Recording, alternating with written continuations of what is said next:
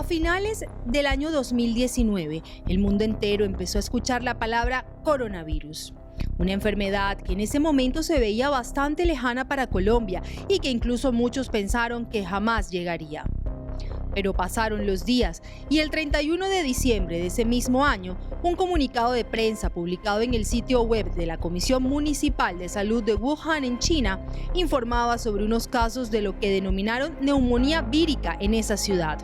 Esta declaración volcó la atención del mundo entero hacia la que sería la peor pandemia que haya visto la humanidad. En las semanas posteriores, el COVID-19 llegó a nuestras vidas y desde entonces enfrentamos la crisis sanitaria más grave de la historia contemporánea. 3 meses después, el 6 de marzo de 2020, el Ministerio de Salud de Colombia informó a la opinión pública lo que muchos temían. El COVID-19, ese virus chino que sonaba lejano, había llegado a Colombia. Ese mismo día se confirmó el primer contagio en el país del virus que dejó en solo un año 15 millones de muertes en el mundo. De acuerdo con las instrucciones del presidente de la República, quien está absolutamente al tanto de la situación, nos permitimos informar al país que hoy 6 de marzo de 2020 hemos confirmado el primer caso de coronavirus COVID-19 en Colombia.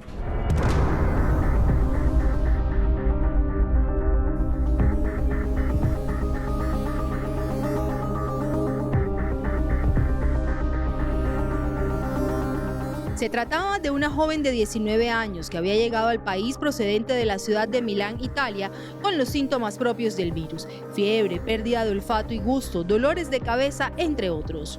Después de que el centro médico le tomara las muestras pertinentes, el Instituto Nacional de Salud confirmó que esta paciente era el caso número 1 de los millones que tendría el país.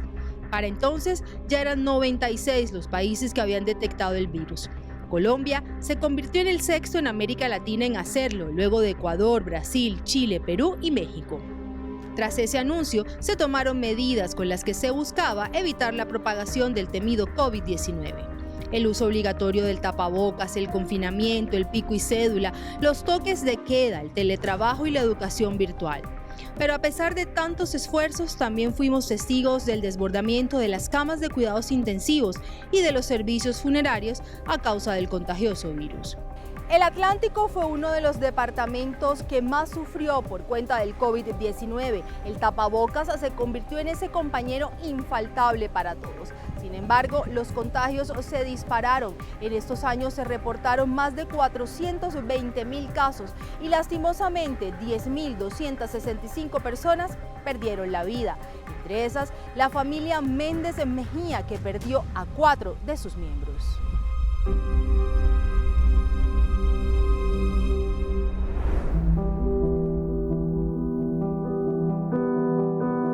Esa crisis sanitaria que azotó al mundo no solo trajo consigo millones de muertes, sino también profundas heridas emocionales que cambiaron la vida de quienes la vivieron de cerca. Una de ellas fue Menfi Méndez Mejía, una reconocida periodista barranquillera, comprometida con su trabajo y con una vocación incansable por contar historias. Sin percatarse de ello, pasó de reportar la tragedia del COVID a ser protagonista de uno de los momentos más desgarradores de la época reciente, la pandemia del COVID-19. La historia de Menfi comenzó como la de casi todos en esos primeros días de confinamiento. Ella cumplía responsablemente con su trabajo, en ese momento como corresponsal de una emisora nacional, donde llenos de incertidumbre y miedo, periodistas y entrevistados contaban día a día lo que sucedía con ese virus que había llegado para cambiarnos la vida. Pero lo que todavía parecía ser una enfermedad lejana, un día tocó a su puerta. Menfi pasó de registrar las cifras de contagiados, de fallecidos y el porcentaje de la ocupación de las unidades de cuidados intensivos a perder en el transcurso de un mes a sus padres, a su abuela y a su tía. Las personas más importantes de su vida. Esta enfermedad silenciosa y rápida no dio tregua. Menfi jamás se imaginó que algo así podría sucederle a su familia, especialmente porque sus padres, Carlos y Elsie, eran una pareja saludable, jovial, deportista. Mis padres se enferman, yo me enfermo Ahorita no podría tener como con exactitud la precisión de decirte quién trajo el virus a la casa, pero los tres nos enfermamos. Yo trabajaba para una emisora nacional y allí también resultaron varios compañeros de trabajo afectados por la pandemia y pues todos hicimos como una pausa, comenzamos a trabajar desde nuestras viviendas, pero ya yo estaba contagiada. Prácticamente al tiempo mis padres se hacen la prueba, resultan positivos. Creíamos, por ser unas personas vigorosas, por ser unas personas de buena salud y que además amaban el ejercicio, amaban alimentarse bien, que íbamos a salir adelante, pero al contrario lo que pasó fue que con el paso de los días la situación se fue tornando más compleja en materia de salud, el ánimo que al principio tenían fue desmejorando y finalmente tocó internarlos en una clínica de la ciudad donde a las semanas hubo que pasarlos de hospitalización a UCI y allí muy lamentablemente para mí y para los míos, ambos fallecieron con 10 días de diferencia.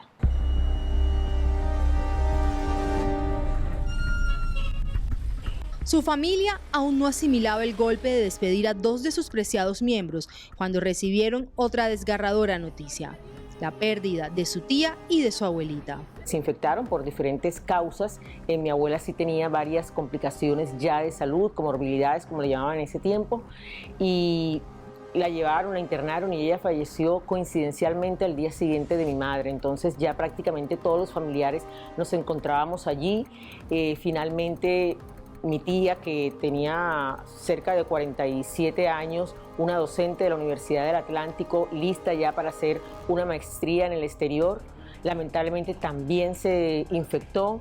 La llevamos a la clínica y estuvo por un par de semanas, pero ella era como nuestra cuota de esperanza.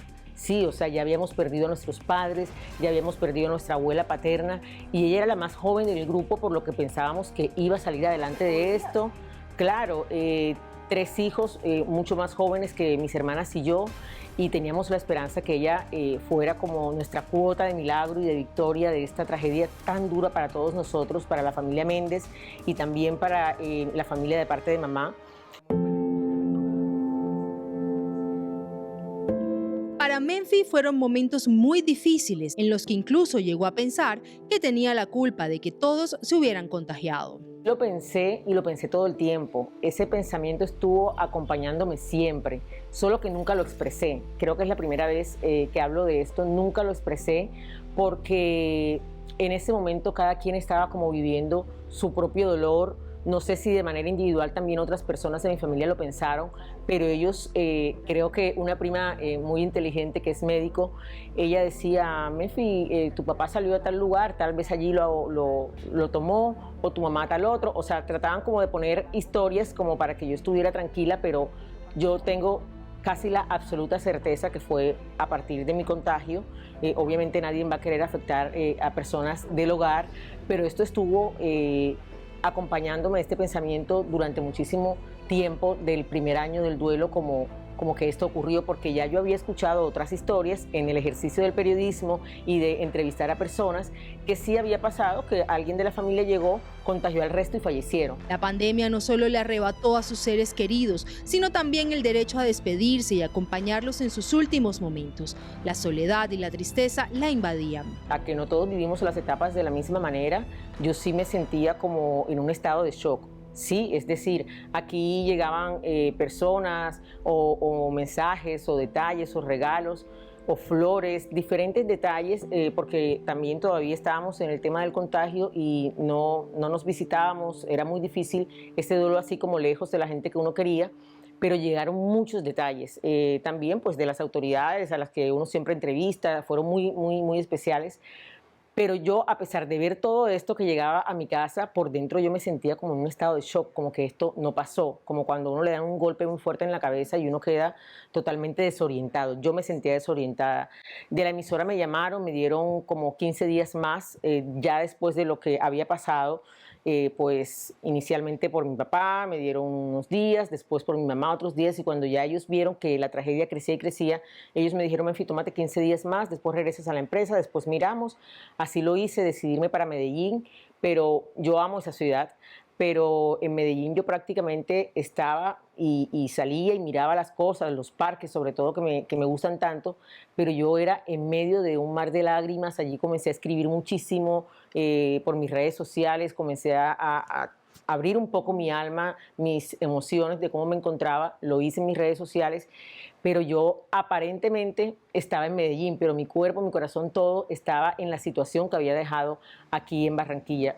Ella, que siempre se había caracterizado por su fortaleza y su capacidad para narrar la realidad con una precisión que solo los grandes periodistas logran, se vio enfrentada a una tragedia personal que la obligó a replantearse todo en la vida. Debo decirte que yo no regresé a Dios, sino que Dios regresó su mirada a mí. Nunca la quita, pero yo sentí que en este tiempo que estuvimos pidiéndole a Él, mientras ellos estaban en la clínica y rogándole por un milagro, creo que Él hizo algo en mí. Él me conectó nuevamente con la espiritualidad.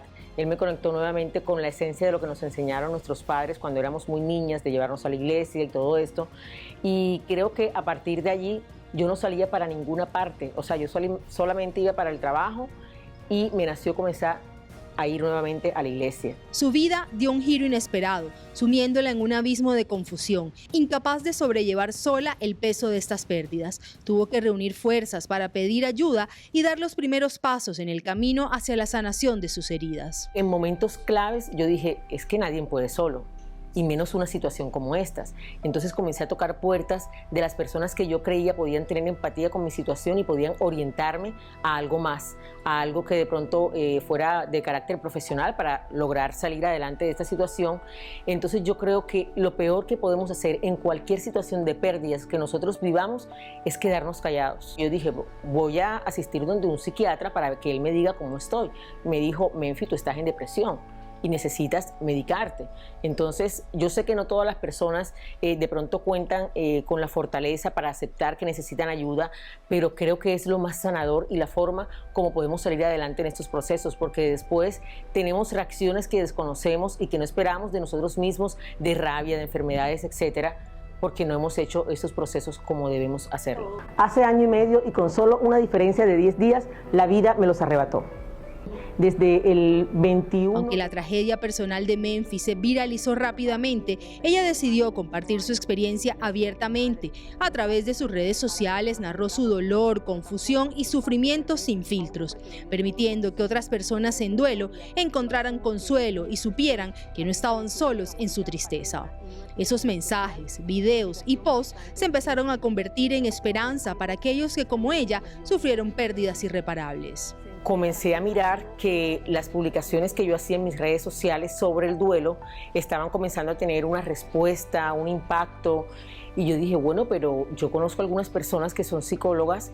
Qué sanador sería si nos reunimos quienes estamos en duelo, por lo menos los más cercanos a mí, y tenemos alguna charla, alguna orientación profesional, porque lo que yo soy es periodista, pero sí puedo direccionar a que todo esto se lleve a cabo. Y así fue como nació Valientes, un espacio que precisamente crece desde la valentía de Menfi de poder contar su historia, pero también de poder acompañar a quienes atraviesan un duelo. Poco a poco su idea se fue consolidando y en octubre de 2022 organizó su primer taller para personas que también habían sufrido la pérdida de un ser querido, con el apoyo de profesionales en el tema.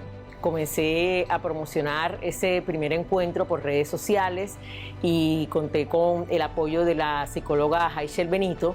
Ella es excelente y allí estuvo con nosotros, fue maravilloso, fue sanador. Ella es de las profesionales que dice que si abre alguna herida en esa terapia debe cerrarla, ¿sí? Entonces las personas tuvieron la oportunidad de contar a quién habían perdido, qué situación estaban viviendo, de pronto qué los estaba impidiendo avanzar en ese proceso de sanidad, y las recomendaciones de la doctora Haichel fueron maravillosas. Ahí también hicimos ejercicios de relajación, de estiramiento, compartimos todo y creo que fue muy valioso tanto para mí como para las personas que allí se encontraban. Valientes se ha convertido para Menfi en su espacio para sanar. Si bien el dolor y la tristeza por la pérdida de sus padres siempre van a estar latentes, hablar de ellos ha hecho que el proceso sea un poco más llevadero. Yo vi en estos días que tú pusiste una frase de Valientes que dice: me conecta con lo vivido, pero hacerlo me sana. Eso ha sido una terapia para ti, Valiente. Así es, las personas de pronto pueden creer que si uno habla de lo que siente, está de pronto reviviendo una herida que tiene adentro, pero yo creo que eso es más bien un mito, porque cuando yo hablo, en mi caso, de lo que siento, eso me ayuda a liberar muchas cosas. Por ejemplo, fíjate que ahorita me preguntabas sobre el tema del contagio y yo no lo he hablado abiertamente con nadie y todo esto es sanador, porque lejos de generarme algún tipo de afectación, lo que me permite es reconocer mi dolor, darle un nombre, darle un sentido, para luego decir, hombre, sí, yo tengo que trabajar esto, yo tengo que por lo menos escribirlo, yo tengo que procesarlo, yo tengo que entender qué pasó. Entonces, todo esto yo creo que es fundamental, no solamente para mí, sino para las personas que también tienen a bien de ver todo el contenido que yo publico en redes sociales alrededor de esto. Hoy, Menfi es una persona distinta a la que era antes de la pandemia. Su sonrisa ha cambiado y el brillo en sus ojos ya no es el mismo. Sin embargo, en lo más profundo, su esencia sigue intacta, resistiendo el paso del dolor y el tiempo. Yo era una persona que entre mis colegas salía muchísimo. Llegaba el fin de semana o incluso antes y ya teníamos de pronto planes, a comer, a rumbear, a pasarla bien, etc. Éramos muy unidos, por lo menos los de la misma fuente que cubríamos orden público. Luego pasa esto y ni siquiera ellos, y creo que muchas amistades no sabían cómo manejar la situación, y me quedé muy sola, muchas personas me dejaban un mensajito, de pronto una llamadita, pero en general me quedé muy sola porque yo pienso que nadie está preparado para acompañar a una amistad en este sentido, ¿sí? Entonces ahora lo entiendo y luego yo misma fui a buscar a las personas que de alguna forma se habían alejado. Su historia es un testimonio de valentía y resiliencia, una prueba del poder sanador de la escritura y la narración. Nos recuerda que incluso en medio de las peores tragedias siempre existe un camino hacia la esperanza y la reconstrucción.